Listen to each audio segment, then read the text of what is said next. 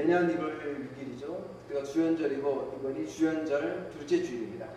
정확한 의미로 하면 주연절 후 첫째 주일이라고 이야기를 합니다. 주연절은 2세기경에 진행된 절기인데 부활절 다음으로 오래된 절기로서 예수님이 이 땅에 빛으로 오신 의미를 되새기고 깨닫고 그리고 체험하는 절기인 것입니다. 그래서 보통 주연절 첫 주일, 주연절 후 첫 주일은 예수님의 세례를 기억하고 예수님의 뜻을 가슴에 새기는 날입니다. 그래서 오늘은 예수님의 세례에 관해서 이야기를 나누고 말을 나누고자 합니다. 오늘 말씀에 보면 마가복음에서 이야기합니다. 세례를 받고 무트로 올라오시는 주님에게 하늘이 열리고 하나님의 성령이 비둘기처럼 내려서 자기 위에 임하는 것을 보았다라고 말합니다. 형 에서를 피해서 부엘세바에서 하란으로 달아나던 야곱은 꿈에 꼭대기가 하늘에 닿는 그런 계단을 보았습니다.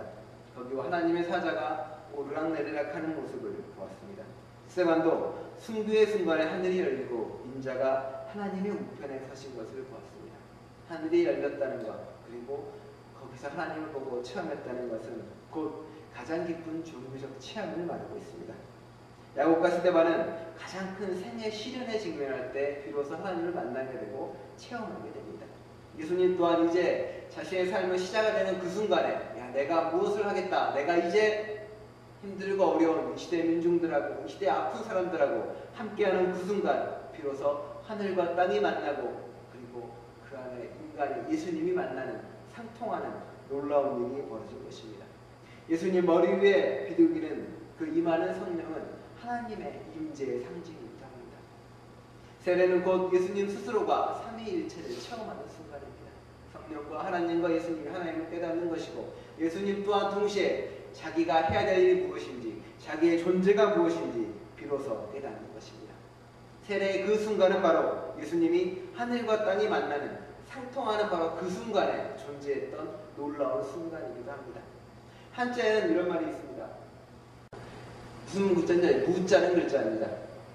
무당할 때 쓰는 무자이기도 하지만 이 무자의 원래적 의미는 위에가 하늘이고 밑에가 땅입니다. 그리고 그것을 연결하는 사람이라는 의미입니다.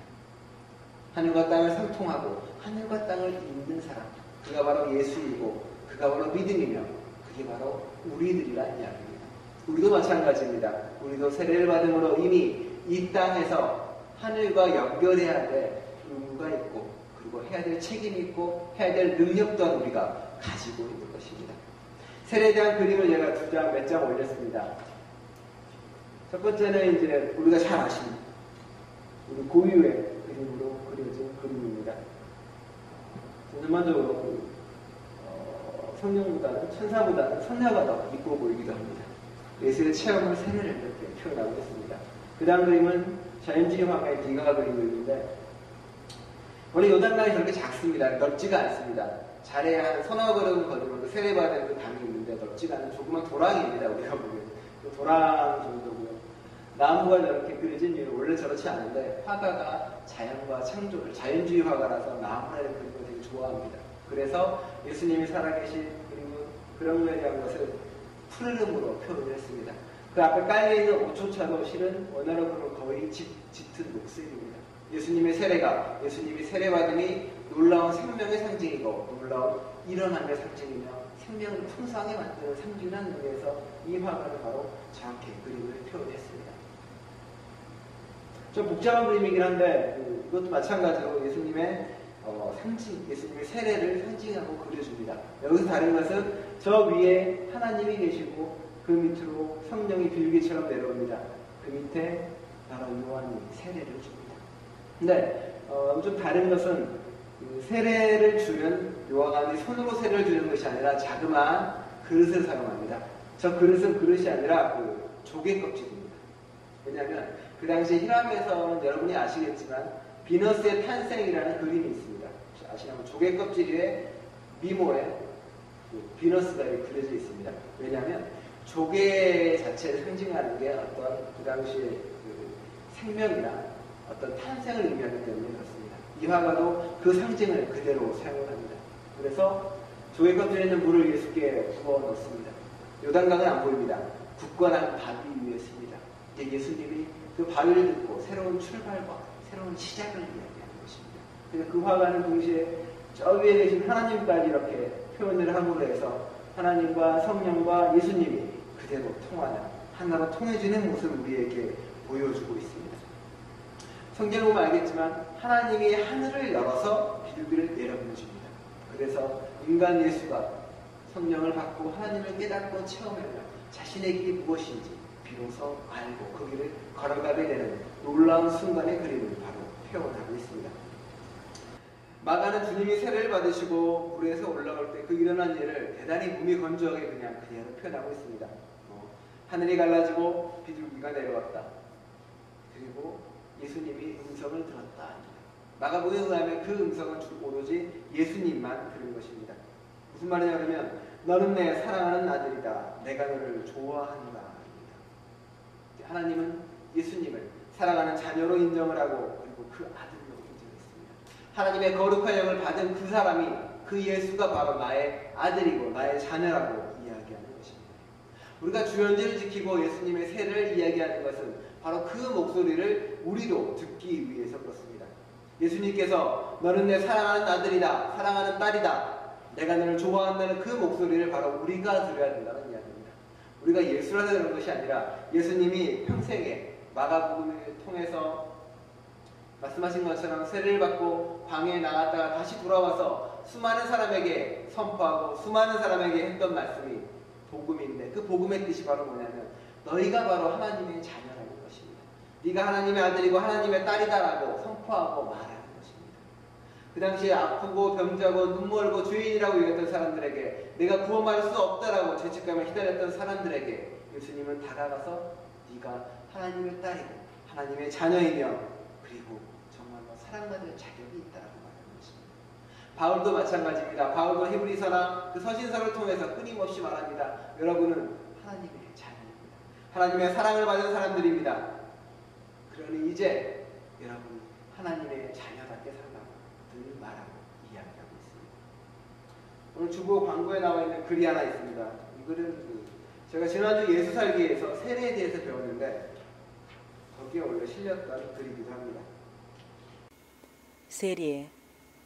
세례는 우선 우리의 존재가 이 세계에 대한 속박으로부터 자유롭게 되었다는 상징이요.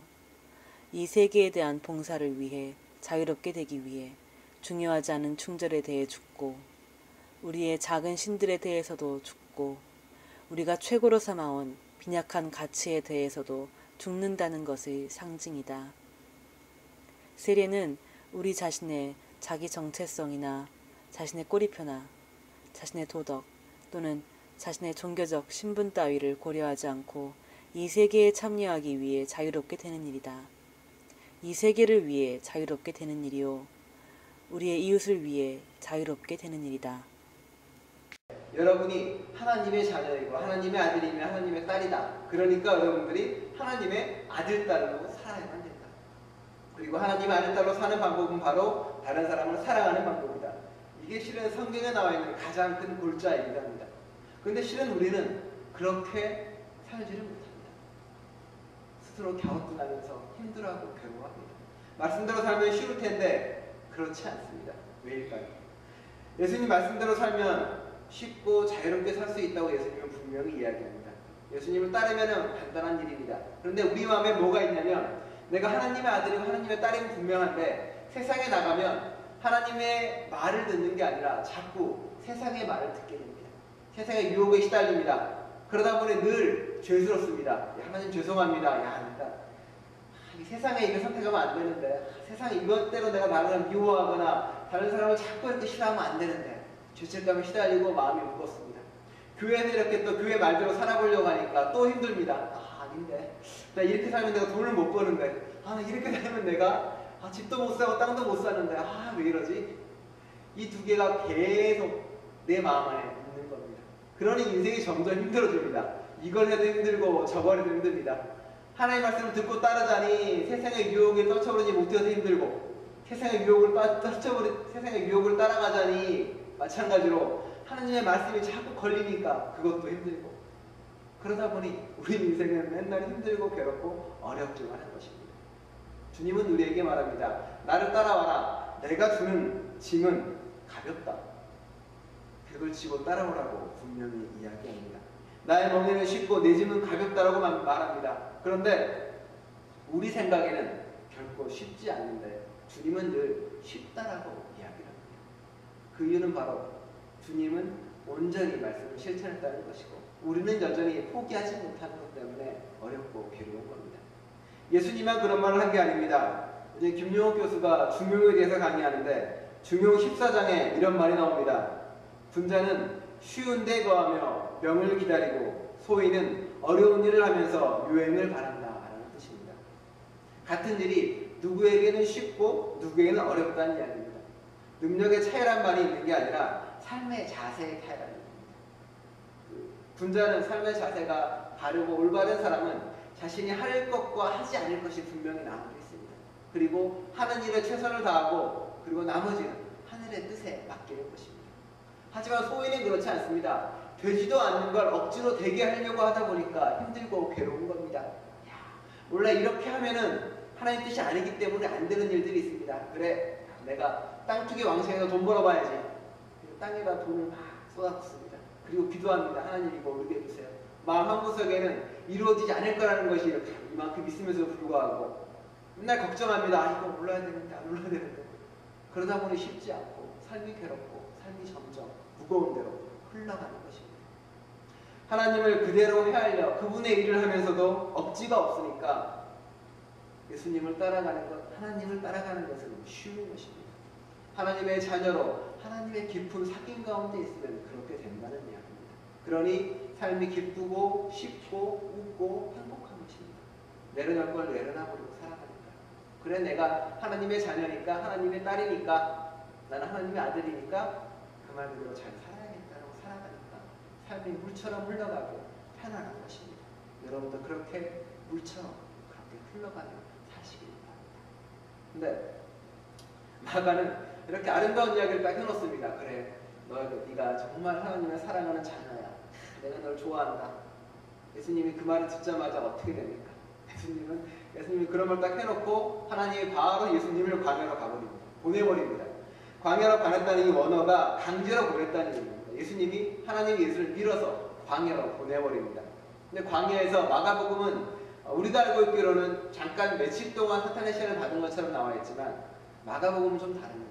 광야로 가서 사탄의 시험을 받으셨다. 40일 동안 주구장창 받은 걸로 나와 있습니다. 그렇게 고생하고 힘들었다고 이야기합니다. 예수님 만나는 즉시, 좋은 말을 들은 즉시 바로 고생하러 간 것으로 있습니다. 근데 거기에 놀라운 이야기를 전합니다. 사탄만 있고 시험만 있고 어려움만 있는 것이 아니라 천사들이 함께했다. 오늘 구약에서도 뭐라 이야기합니까? 눈이 뜨이니까 엘리야 주위로 수많은 불새와 불마차가 지키고 있더라라고 이야기합니다. 우리는 어떨까? 우리의 삶이 그러합니다. 2010년에 보내면 우리는 수많은 걱정과 수많은 근심을 하고 있습니다. 어떻게 살아야 될까? 내가 기독교인으로 과연 이 어려움과 이 역경을 헤쳐나갈 수 있을까? 마치 예수를 광야로 보낸 것처럼 우리도 2012년이라는 새로운 광야와 새로운 세상에 던져진 것입니다. 그런데 우리가 기억해야 될 것은 우리가 하나님의 자녀이고 하나님의 아들, 딸이며 동시에 나를 도와줄 수많은 사람이 있고 주님이 나와 함께 하실 거라는 것입니다. 엘리야에게 불말과 불수레가 있었던 것처럼 우리 또한 우리의 삶을 도와주고 함께할 하나님의 아들, 딸들이 여러분과 더불어 있다는 것입니다. 가까이는 여러분의 가족들이고 넓게는 교회 공동체가 그런 것이며 더 넓게는 이 창조 세계에서 주님의 일을 하려고 노력하는 모든 사람들이 그러한 것입니다. 그런 사람과 더불어 함께 공동체로 2012년을 이겨나가고 바꾸어 나가는 것입니다.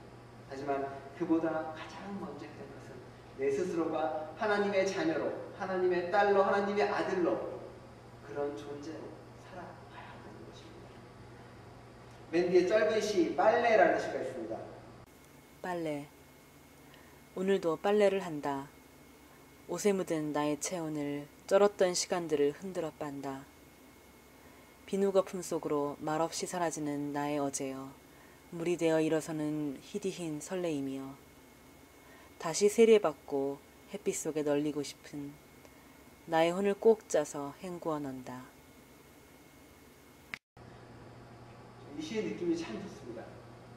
하루 힘들고 밤에 돌아오면 주님께서 나와 함께 하셔서 나를 이렇게 빨아주시고 깨끗하게 다시 정말 상쾌한 모습으로 다시 이렇게 하루가 지나고 아침이 되면 주님이 또 나를 이렇게 보이 접어서 행주로 쓰시던 걸레로 쓰시던 세상의 더러움을 닦고 또 집에 돌아오면 주님이 또 그걸 깨끗이 빨아서 하고 그러면 정말 좋겠다라는 생각을 늘 하게 됩니다. 힘들고 지치더라도 주님이 여러분을 빨아서 여러분을 깨끗게 하고 정결케 하셔서 그렇게 하루하루를 보내게 되는 것입니다. 다시 세례받고 햇빛을 널리고 싶은이라는 구절이 정말로 우리의 일상이 되어야만 됩니다. 그렇게 일상을 살아가시는 여러분 되시길 바랍니다. 이 땅에 속한 사람은 이 땅의 말을 듣고 하늘에 속한 사람은 하늘의 말을 듣습니다.